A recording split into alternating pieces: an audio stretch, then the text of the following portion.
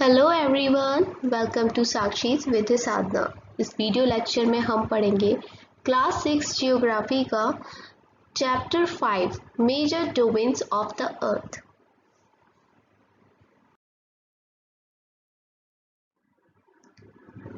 Major domains of the earth chapter 5 अपनी अपनी books में आप खोल लीजिए सो दैट आपको पढ़ने में समझने में आसानी बनी रहेगी। As you have read in the first chapter, the Earth is the only planet which has life. जैसा कि आपने पढ़ा था पहले चैप्टर में कि अर्थ एकमात्र ऐसा प्लैनेट है जहाँ पर लाइफ है। अभी तक तो हम यही बात कह रहे हैं, वैसे रिसर्च चल रही है, क्या पता किसी और प्लैनेट पे जैसे मार्स वगैरह वहाँ लाइफ हमें मिल जाए, हमारे जैसी सोसाइटीज़ वहाँ भी रह रही हों। Human beings can live here because life-sustaining elements of land, water and air are present on the earth. अब यहाँ पर अगर लाइफ है तो कुछ चीज़ें भी ऐसी होंगी जिसकी वजह से यहाँ पर लाइफ है और बाकी जगह नहीं है। तो वो कौन कौन सी चीज़ें हैं जिसकी वजह से हमारे प्लैनेट अर्थ पे लाइफ है? तो वो है, यहाँ ज़मीन है जिसमें हम अपने खाने पीने की चीज़ें उगाते हैं, घर बनाते हैं, पानी है, एयर है जिसे हम सांस ले रहे हैं। तो ये सारी चीज़ें इसको लाइफ सस्टेनिंग बनाती हैं। The surface of the earth is a complex zone in which three main components of the environment meet, overlap and interact. अर्थ का जो सरफेस है इतना जटिल सा जोन है, मतलब इतने कॉम्प्लेक्स है कि यहाँ पर इन्वायरमेंट के तीन बड़े बड़े इम्पॉर्टेंट एंड मेन कंपोनेंट्स मिलते हैं, ओवरलैप करते हैं। देखो, मिलना तो ये हो गया कि कोई चीज़ आके ऐसे मिल गई, ठीक है। ओवरलैप होता है कि एक चीज़ ये है और दूसरी चीज़ इसके नीचे ऐसे आ गई, या फिर ये वाली ऊपर और ये वाली नीचे, ये हो गया ओवरलैप। और इंटरैक्ट करना भी एक तरीके से आप ये कह रहे हो कि आपस में ये मिल रहे हैं। The solid portion of the earth on which we live is called lithosphere. वो सॉलिड पोर्शन जिसपे हम रहते हैं, खाने पीने की चीज़ों को उगाते हैं, उसको हम लिथोस्फीयर कहते हैं। The gaseous layer that surround the earth is the atmosphere where oxygen, nitrogen, carbon dioxide and other gases are found.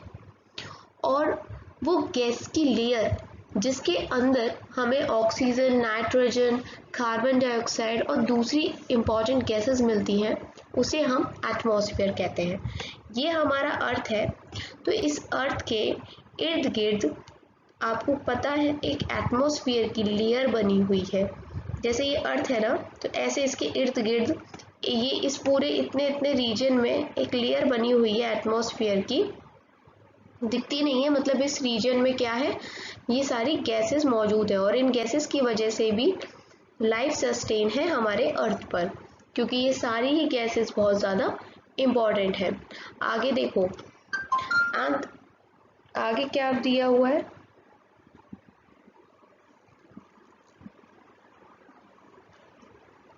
water covers a very big area of the earth's surface and this area is called hydrosphere.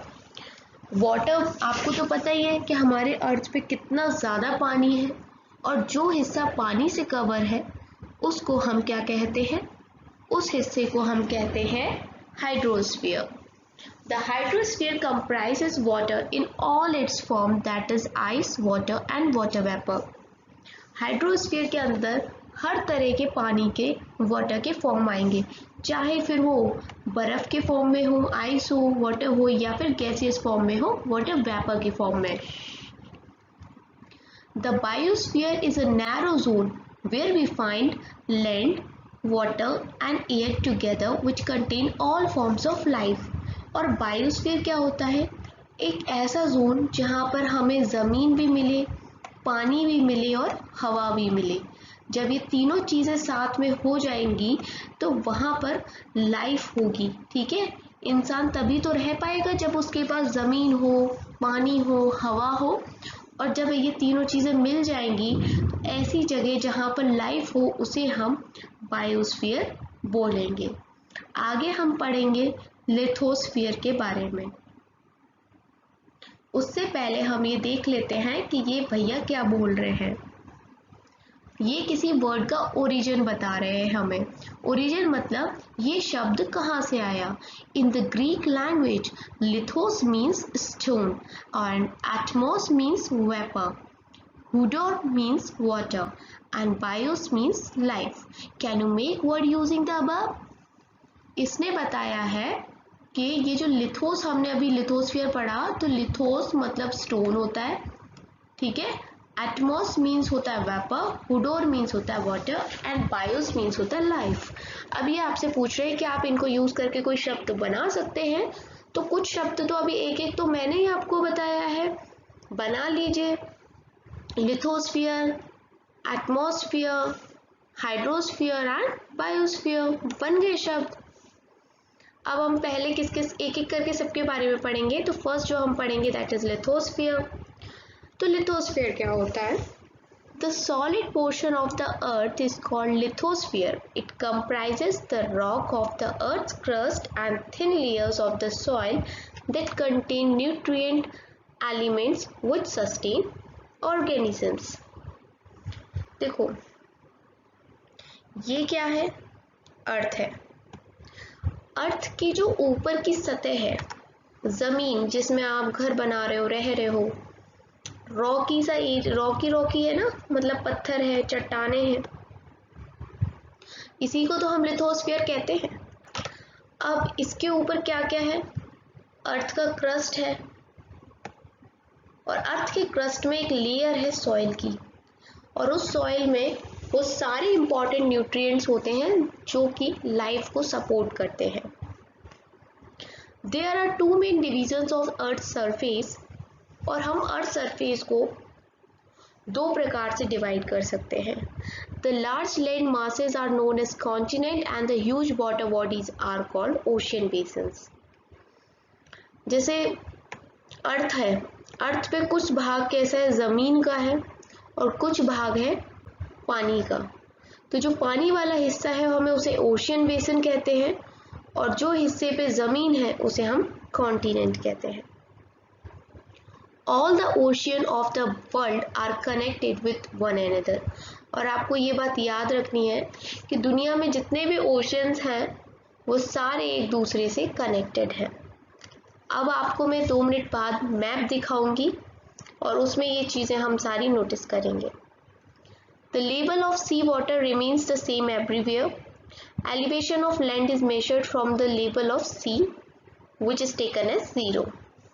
देखो जो पानी का स्तर है वो हर जगह समान रहता है, लेकिन जो ज़मीन का ऊंचा नीचा है, जैसे कहीं ज़मीन इतनी है, कहीं की ज़मीन थोड़ी ऊंची है, और माउंट एवरेस्ट तो और इतना ऊंचा है ना, माउंटेन्स वगैरह, तो इनकी ऊंचाई नीचाई हम कहाँ से नापते हैं, ये हम सी लेवल से नापते हैं, समुद्र के लेवल से हम नापते हैं। तो ये आ गया आपके सामने मैप। अब देखो यहाँ ऊपर आपको आर्टिक ओशियन दिख रहा है, दिस इज पैसिफिक ओशियन। यहाँ आपको सदर्न ओशियन है ना, और अटलांटिक ओशियन, ये सारे आपको ओशियन दिख रहे हैं। यहाँ पैसिफिक लिखा है तो ये मत समझना दो दो पैसिफिक आ गए, ये यहाँ से ऐसे ये कनेक्टेड है, क्योंकि ये अर्थ अपनी गोल है ना, तो यहाँ से ये पूरा ऐसे कनेक्टेड है।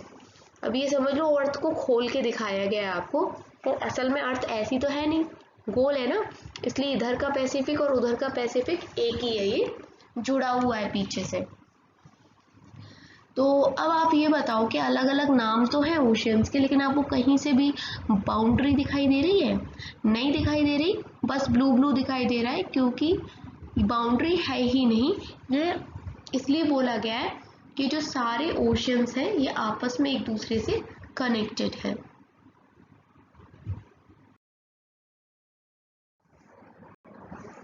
The highest mountain peak, that is Mount Everest, is 8,848 meters above sea level.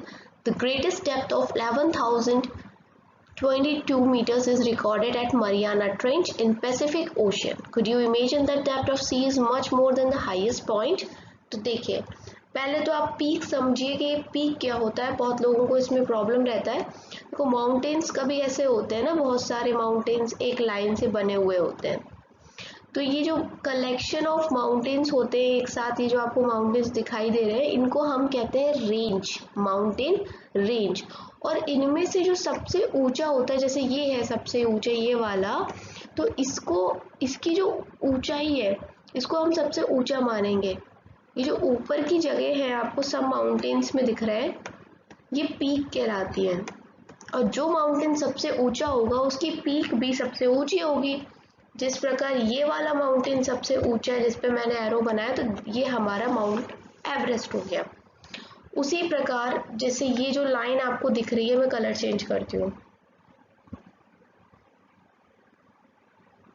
जैसे ये वाली लाइन जो आपको ये दिख रही है, ये वाली लाइन, ये ज़मीन है। अब जैसे ऊंचा है माउंट एवरेस्ट ऊपर की तरफ, वैसे ही अगर हम नीचे आएंगे पानी की तरफ में, पानी में, तो हमें गहराई दिखेगी। और वो गहराई कितनी है सबसे ज़्यादा? 11,022 मीटर्स की है। और इस गहराई को हमने नाम दे दिया यहाँ पे मरियाना ट्रेंच दे दिया। और ये गहराई हमें पैसिफिक ओशियन में देखने को मिलती है।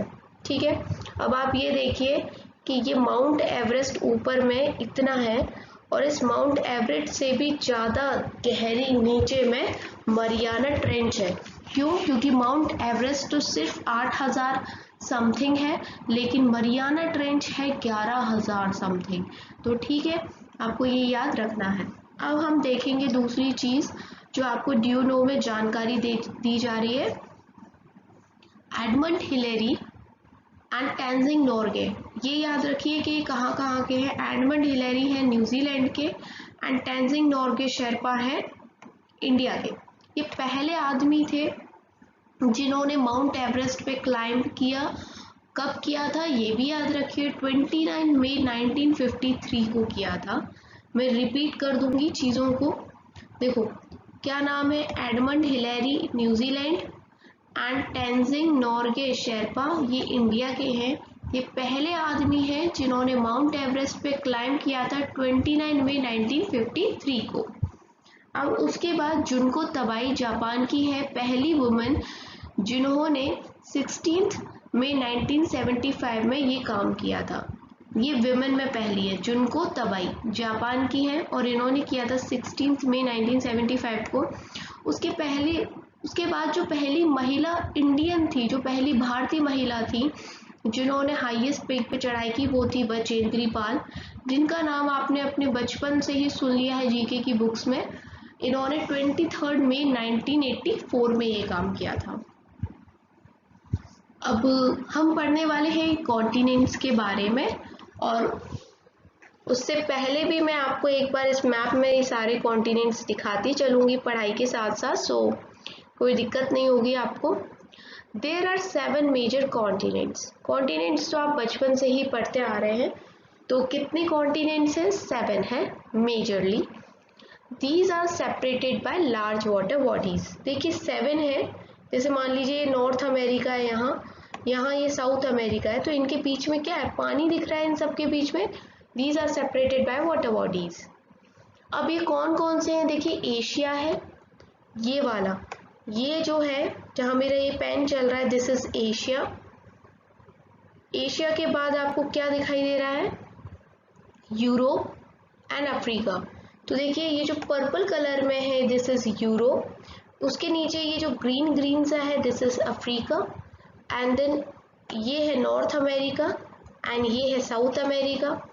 यहाँ है ऑस्ट्रेलिया, और यह नीचे में है अंटार्कटिका। ये जो आपको वाइट वाइट दिख रहा है this is Antarctica. Look at the map of the world, figure 5.1, and notice that greater part of the land mass lies in the northern hemisphere.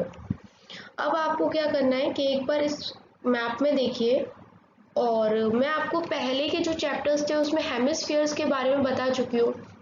अगर हम यहाँ से 0 डिग्री को ऐसे लेंगे, आप ये देखिए इसको हम डिवाइड कर दें, ऊपर का हो गया नॉर्दर्न हेमिस्फीयर, नीचे का हो गया सदर्न हेमिस्फीयर, तो आपको लैंड एरिया, ज़मीन के टुकड़े कहाँ ज़्यादा दिखाई दे रहे हैं? ऑब्वियस सा है ऊपर के भाग में। देखो यहाँ नॉर्थ अमेरिका है, यूरोप है, अफ्रीका भी ज़्यादातर है, एशिया, लेकिन नीचे सिर्फ इतना है। तो कहाँ ज़्यादा है? ऊपर के हिस्से में ज़्यादा ज़मीन का टुकड़ा मिल रहा है।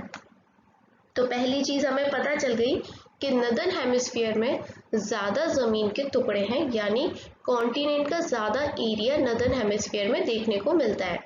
अब एक एक करके हम सारे जो ये कॉन्टिनेंट्स हैं इनके बारे में पढ़ने वाले हैं। पहला है Asia. Asia is the largest continent. याद रखना है सबसे बड़ा है अगर बात आती है जमीन की, इवन पॉपुलेशन में भी। It covers about 1/3 of the total land area of the अर्थ। और पूरे अर्थ का अगर हम एरिया निकाल लें तो उसका 1/3 है अकेला Asia. The continent lies in the eastern hemisphere. अब इसको ईस्टर्न हेमिस्फीयर क्यों कह रहे हैं, क्योंकि नॉर्थ में तो है, देखो इस तरीके से नॉर्थ में तो है, लेकिन ऐसे भी तो एक लाइन खींचते थे हम ग्लोब पे, तो ये ईस्ट का पोर्शन हो गया ना। तभी तो मैंने आपको बताया था कि जो इंडिया भी है वो नॉर्थ ईस्टर्न हेमिस्फीयर में आता है। The tropic of cancer passes through this continent. और आपको ये भी याद रखना है कि जो ट्रॉपिक ऑफ कैंसर है वो इससे पास करती है। और ट्रॉपिक ऑफ कैंसर कौन सी वाली है, ये जिसके ऊपर अभी मैं लाइन चला रही हूँ, ये है ट्रॉपिक ऑफ कैंसर, जो कि एशिया से होके पास हो रही है। और देख लो अफ्रीका से भी जा रही है और नॉर्थ अमेरिका से भी जा रही है, ठीक है। Asia is separated from Europe by Ural mountains on the west. ये चीज आपको अच्छे से याद रखनी है कि एशिया और यूरोप देखो पास पास है ना, तो इनको कौन डिवाइड करता है, कैसे पता पड़ता है कि कहाँ से एशिया शुरू हो रहा है, कहाँ से यूरोप खत्म हो रहा है, तो ये यूरल माउंटेन्स है, ठीक है। यहाँ पर ये जगह पे एक ऐसे पहाड़ बने हुए हैं, ऐसे ऐसे, इनको हम यूरल माउंटेन्स कहते हैं। एक साइड यूरोप है और एक साइड क्या है, एशिया है। अब आगे पढ़ेंगे। और the combined land mass of Europe and Asia is called Eurasia. अगर हम इस पूरे वाले लैंड मास को मिला दें, एक साथ बोलें, क्योंकि ज़्यादा इनमें देखो गैपिंग नहीं है, तो हम इसको यूरोप प्लस एशिया यूरेशिया करके बुलाते हैं। अब हम पढ़ेंगे यूरोप के बारे में। यूरोप बहुत ज़्यादा छोटा है एशिया से अगर कंपेयर करें, और आपको पिक्चर में भी दिखाई दे रहा होगा कि एशिया कितना बड़ा है और यूरोप कितना सा है। The continent lies to the west of Asia. देखो ये एशिया है, ये वाली जगह, तो एशिया का वेस्ट में ही तो है, एशिया के वेस्ट में यूरोप है। The Arctic circle passes through it. और देखो ये आर्टिक सर्कल देख रहे हैं आप, ऊपर लिखा है आर्टिक सर्कल, ये यूरोप से होके पास करता है। और क्या है, it is bound by the water bodies on 3 side. और यूरोप 3 तरफ से वाटर बॉडीज से घिरा हुआ है। आप इस चीज को मैप में देख सकते हो, ऊपर भी है, नीचे भी है और इस साइड भी है। एक तरफ एशिया है और बाकी 3 साइड पे वाटर बॉडीज से घिरा हुआ है।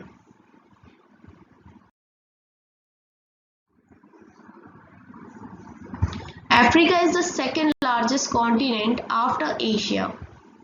अगर एशिया के बाद दूसरा सबसे बड़ा देखा जाए तो वो कौन सा है, अफ्रीका। ये दिया हुआ है अफ्रीका, ठीक है।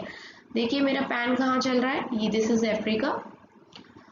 The equator that is 0 degree latitude runs almost through the middle of the continent। और लगभग जो 0 डिग्री है, ये सब मैं आपको पढ़ा चुकी हूँ, ठीक है। Latitude, longitude, 0 degree, topic of cancer, ये सब पढ़ा चुकी हूँ मैं। तो ये है 0 डिग्री, और 0 डिग्री लगभग इस प्लैनेट के बीच में से होकर ही पास करता है। The large part of Africa lies in northern hemisphere.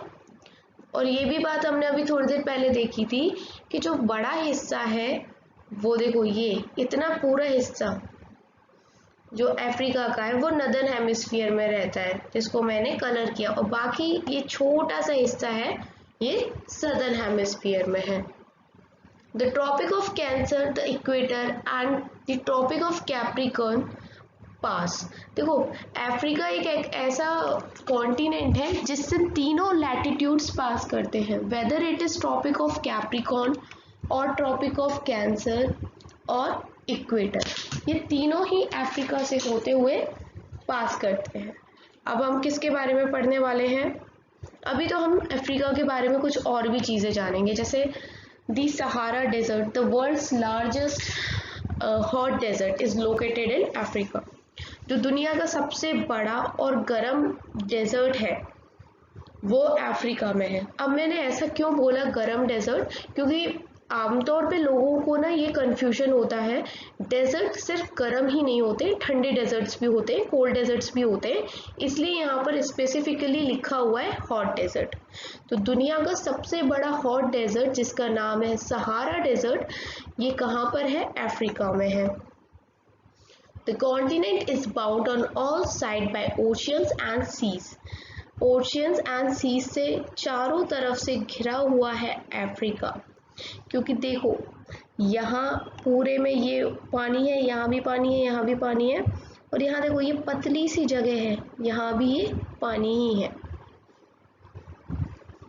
आपने फिगर में ये चीज़ देखी। और एक और चीज़ है, वो क्या है कि दुनिया की सबसे लंबी जो नदी है, लंबी की बात कर रही हूँ, दुनिया की सबसे लंबी नदी, जिसको हम हिंदी में नील और इंग्लिश में नाइल कहते हैं, ये भी अफ्रीका में होके बहती है। Notice where the equator, the tropic of cancer and the tropic of Capricorn pass in Africa. देखो हम तीनों चीज़ों को करेंगे। ये वाली लाइन क्या है जो जा रही है? This is equator. ऊपर है ट्रॉपिक ऑफ कैंसर, ये भी पास हो रही है अफ्रीका से, और नीचे ट्रॉपिक ऑफ कैप्रिकॉर्न, ये भी पास हो रही है। तो तीनों लाइन पास हो रही हैं अफ्रीका से। अब हम पढ़ने वाले हैं किसके बारे में? नॉर्थ अमेरिका के बारे में पढ़ेंगे। तो देखते हैं नॉर्थ अमेरिका में क्या है। North America is the third largest continent of the world. पहला जो बताया था Asia, second Africa and third हमें पता चल रहा है North America. It is linked to South America by a narrow strip of land called isthmus of Panama. ये देखो, ये नॉर्थ अमेरिका है ऊपर और ये साउथ अमेरिका है। ये जो जुड़ते हैं आपस में, एक छोटा सा एरिया आपको दिखाई दे रहा होगा, ये छोटा सा लैंड का, इसको हम क्या कहते हैं? Isthmus of Panama. एक छोटा सकरा सा स्ट्रिप है, जमीन का टुकड़ा है, जिससे नॉर्थ अमेरिका और साउथ अमेरिका जुड़ते हैं, उसको हम इस्थमस ऑफ पनामा कहते हैं। The continent lies completely in the northern and western hemisphere. और देखो इसको ऐसे डिवाइड कर दिया जाए तो ऊपर में है पहली बात तो ये, और किस तरफ है? वेस्ट में है। तो हम इसलिए कहते हैं नदर्न वेस्ट, नदर्न और वेस्टर्न हेमिस्फीयर में लाई करता है क्या? North America. 3 ocean surround this continent. 3 ocean जो हैं वो नॉर्थ अमेरिका को घेरते हैं। क्या आप नाम बता सकते हैं इन तीनों ओशियंस का? अगर आप मैप में भी देखें तो आपको कुछ तो पता चल ही जाएगा, बहुत आसान सा है, ट्राई करें। अगर नहीं पता चलता है तो मैं आपको ज़रूर बताऊंगी।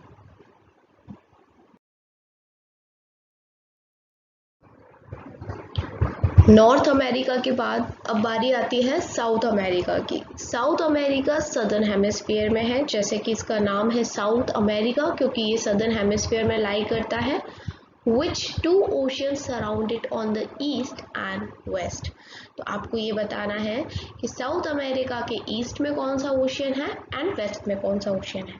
देखिए मैं चाहूँ तो आपको ये बता सकती हूँ इजीली, लेकिन अगर आप खुद सर्च करके कमेंट में मुझे बताएंगे तो मुझे अच्छा भी लगेगा और आपकी जो नॉलेज है वो भी एनहांस होगी। इसलिए कुछ चीज़ें आप खुद भी कीजिए, सो दैट ये आप समझ लीजिए कि आपका होमवर्क है।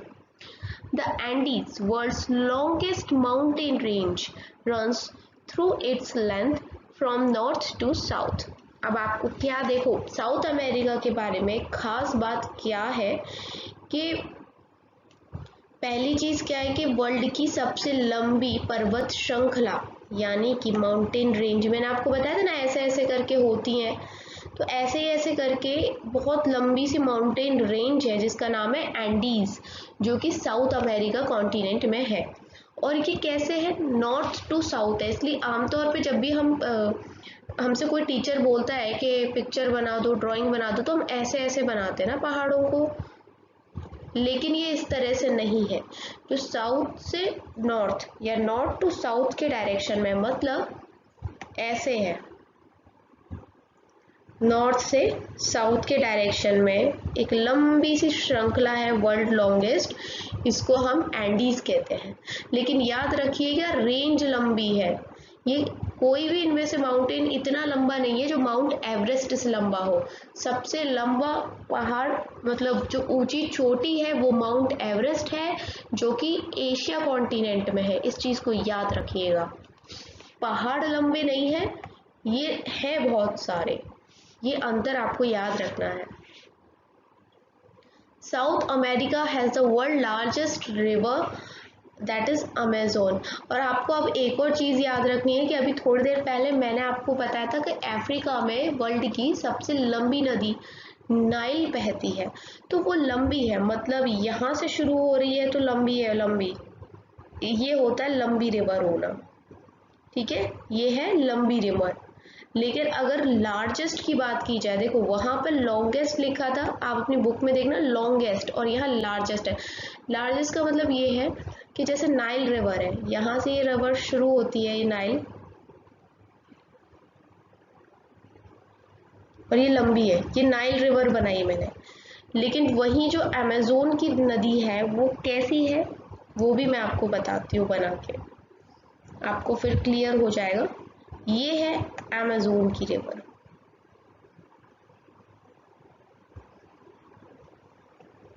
अब अंतर देखिए दोनों में, अमेजोन की रिवर जो लंबाई में तो छोटी है, अमेजोन ए लिख देती हूँ, और ये यहाँ पर एन से रेड वाली हो गई नाइल।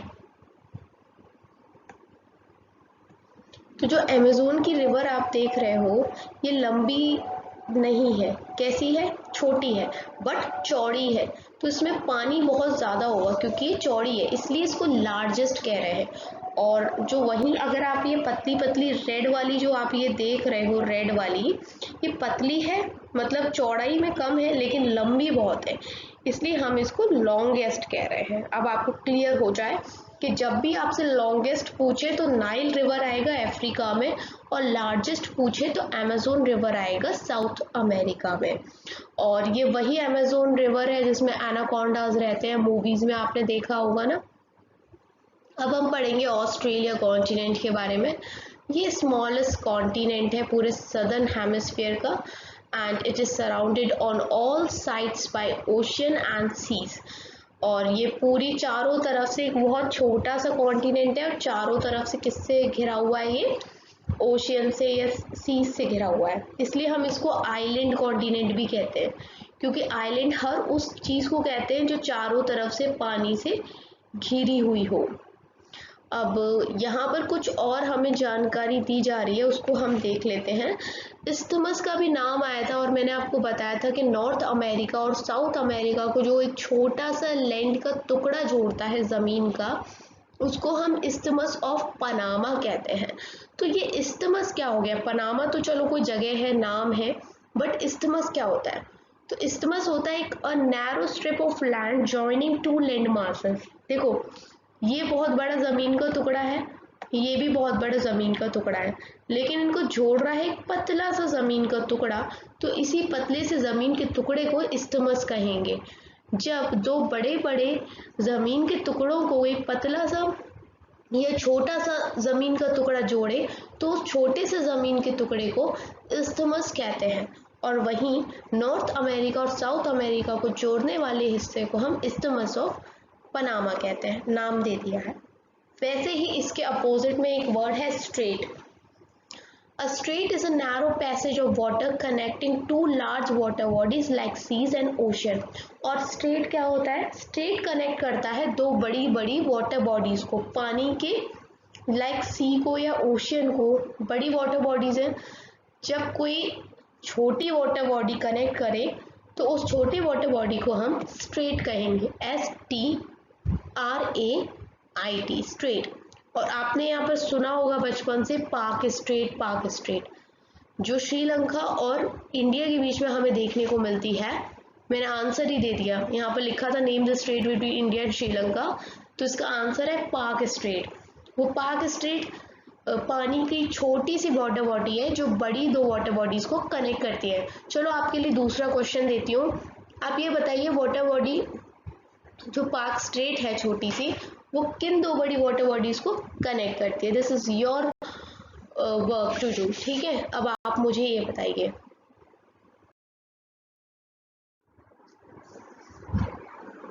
चलो एंटार्क्टिका पे आ जाते हैं और जल्दी से इन कॉन्टिनेंट्स को ख़त्म करते हैं। अंटार्कटिका जो है वो कम्प्लीटली सदर्न हेमिस्फीयर में आता है और एक बहुत बड़ा कॉन्टिनेंट है। ठीक है, नीचे तरफ में था ना मैप में, याद करो, और बहुत बड़ा भी है ये। South Pole lies almost at the centre of this continent, और जो ये साउथ पोल नॉर्थ पोल हम पढ़ते थे, तो ये एकदम सेंटर में आता है इस कॉन्टिनेंट के, जैसे ये ग्लोब है। तो कुछ यहाँ पर था एंटार्क्टिका नीचे, और यहाँ था साउथ पोल, तो हम कह रहे हैं कि ये सेंटर में आता है। As it is located in the south polar region, it is permanently covered with the thick ice sheets. अब देखो ये साउथ पोल के इतने पास है, और मैं आपको पहले के जो चैप्टर्स थे हमारे आपके, उसमें बता चुकी हूँ कि साउथ पोल के पास सूरज की किरणें नहीं पहुँचती हैं, इसलिए वहाँ ठंड ज़्यादा होती है, टेम्परेचर गिरा हुआ होता है। तो यहाँ पर इसीलिए क्या होता है, आइस जमी रहती है, आइस की थिक शीट्स होती है, मोटी मोटी परतें बिछी होती हैं बर्फ की, और इसलिए यहाँ पर इंसानों का रहना बहुत मुश्किल है।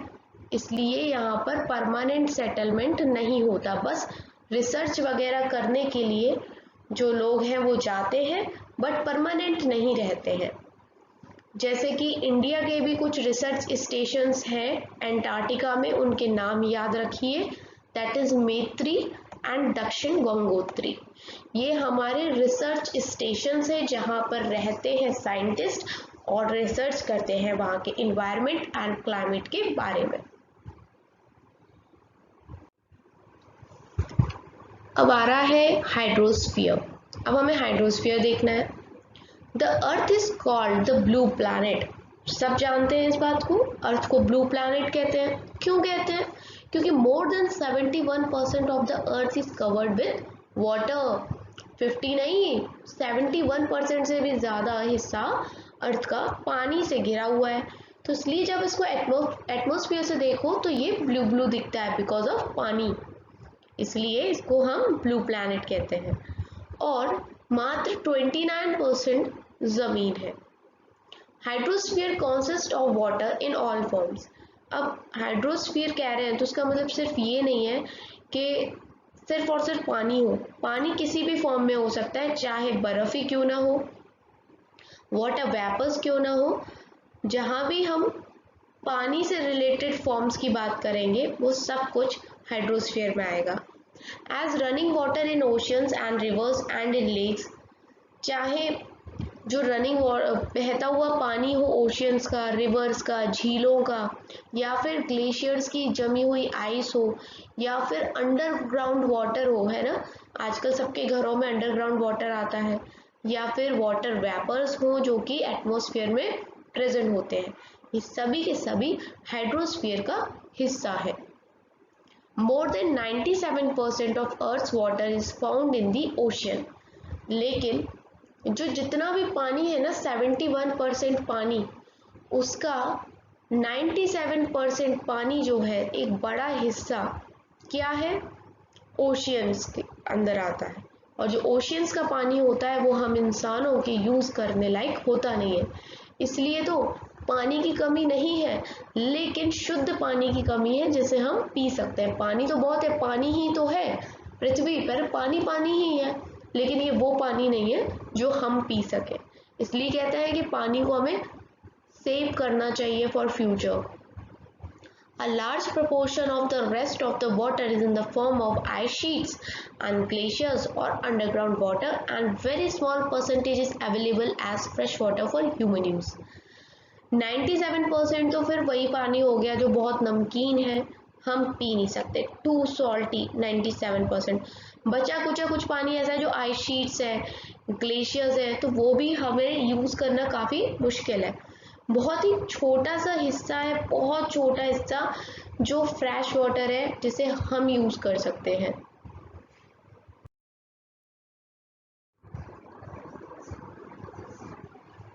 और उसके बावजूद इस जिसको हम ये ब्लू प्लैनेट कहते हैं, हमें पानी की इतनी कमी आती है। अब आप समझ रहे होंगे ना क्यों?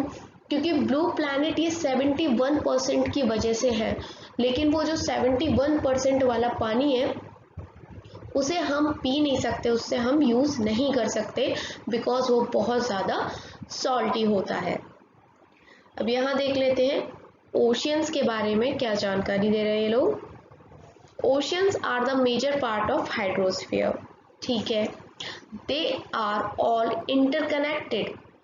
हाइड्रोस्फीयर का एक बहुत बड़ा हिस्सा होता है, वो होता है ओशियंस, जिसका पानी हम यूज़ नहीं कर सकते, सॉल्टी होता है। हर ओशियन आपस में एक दूसरे से कनेक्टेड होता है। हम ओशियंस का यूज़ किस लिए करते हैं? ट्रांसपोर्ट के लिए करते हैं, शिप्स में बैठ के लोग एक कंट्री से दूसरी कंट्री जाते हैं।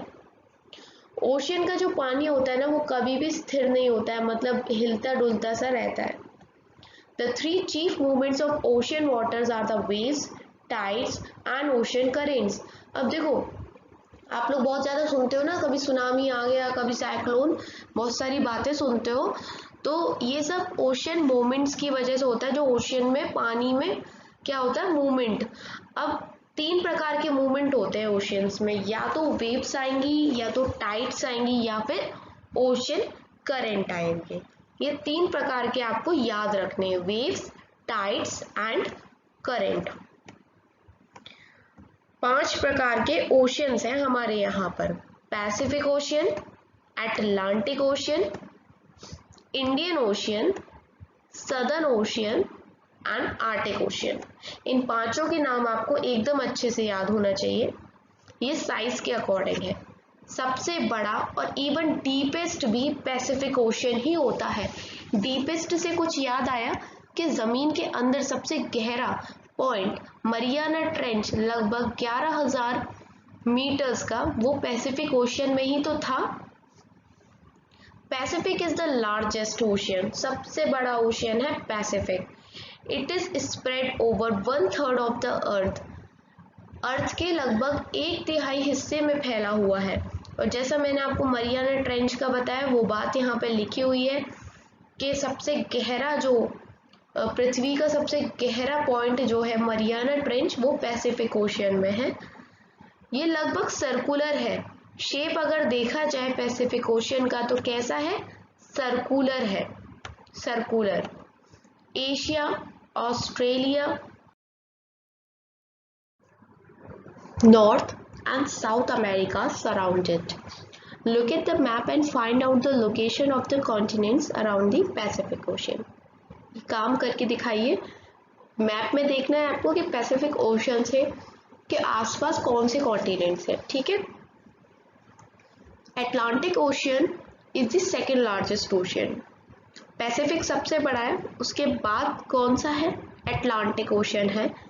इसका जो शेप है ना, वो एस शेप का है। It is flanked by the North and South Americas on western side and Europe and Africa on the eastern side. तो जो ये अटलांटिक ओशियन है लगभग कुछ एस शेप का, इसके जो वेस्टर्न साइड है वह नॉर्थ और साउथ अमेरिकाज है, और ईस्टर्न साइड में है कौन कौन सा? Europe and Africa. मैप में देखेंगे बुक खोल के, आपको सब क्लियर होगा। The coastline of Atlantic Ocean is highly indented. This irregular and indented coastline provides ideal location for natural harbors and ports. तो ये जो क्या कहते हैं अटलांटिक ओशियन है, ये हाईली इंडेंटेड है, इरेगुलर है, और इसी की वजह से एक अच्छी कोस्टलाइन मिल जाती है। जो नेचुरल हार्बर्स हैं, पोर्ट्स हैं, जहाँ पर शिप्स आके खड़ी होती हैं उनके लिए, तो बहुत ही अच्छा इन्वायरमेंट क्रिएट होता है कॉमर्स के लिए, इकोनॉमी के लिए, बिजनेसेस के लिए। इसलिए यहाँ पर हम इसको बिजीएस्ट ओशन भी कहते हैं, क्योंकि यहाँ पर पूरे टाइम ट्रेड वगैरह, कॉमर्स जैसी गतिविधियाँ होती रहती हैं। तो ये जो इलाका है अटलांटिक ओशन का, ये बिजी रहता है, यहाँ से शिप्स का आना जाना होता ही रहता है फॉर ट्रेडिंग पर्पस, इसलिए इसको बिजीएस्ट ओशन भी कहते हैं। अब हमारे इंडिया के नाम पे रखा हुआ नाम इंडियन ओशियन आ गया है।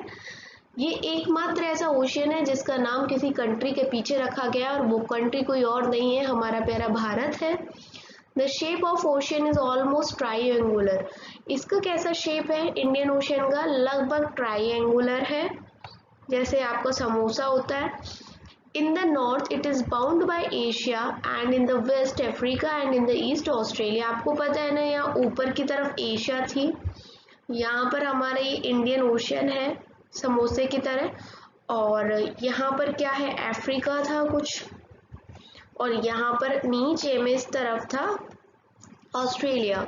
The Southern Ocean encircles the continent of Antarctica and extends northward to 60 degrees south latitude। और ये जो सदर्न ओशन है ये अंटार्कटिका के पास है जहां बर्फ जमी हुई है। The Arctic ocean is located with in the Arctic circle. और ऊपर नॉर्थ पोल के पास जहां आर्टिक सर्कल है वहां पर आर्टिक ओशन देखने मिलता है।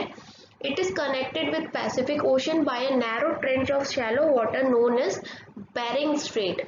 अभी आपको स्ट्रेट्स के बारे में बताया था, ये स्ट्रेट्स क्या होती है। अब याद रखना कि पैसिफिक ओशियन को कनेक्ट करना हो आर्टिक ओशियन से तो एक स्ट्रेट कनेक्ट करती है जिसका नाम है Bering Strait. It is bound by northern coast of North America and Eurasia. इसके आसपास कौन सी जगह है? नॉर्थ अमेरिका एंड यूरेशिया है। यूरेशिया भी आपको बताया गया था कि यूरेशिया क्या है, यूरोप प्लस एशिया के कलेक्टेड पार्ट को, एरिया को हम यूरेशिया कहते हैं। एंड इंडेंटेड कोस्ट लाइन्स आप इस वाले डायग्राम में भी देखिए ये इस तरह की जो ये जगह बन रही हैं टेढ़ी मेढ़ी सी, यहाँ पर इजीली शिप्स खड़े हो सकते हैं, वर्क कर सकते हैं। तो यहाँ पर जो ट्रेडिंग एक्टिविटीज़ हैं काफ़ी अच्छी चलती हैं, इसलिए इसको बिजिएस्ट ओशन कहा गया था, अटलांटिक ओशन को। इसके साथ ये चैप्टर यहीं ख़त्म होता है। अब हम मिलेंगे नेक्स्ट चैप्टर में, तब तक के लिए bye bye. Thanks for watching Sakshi's Vidya Sadhana.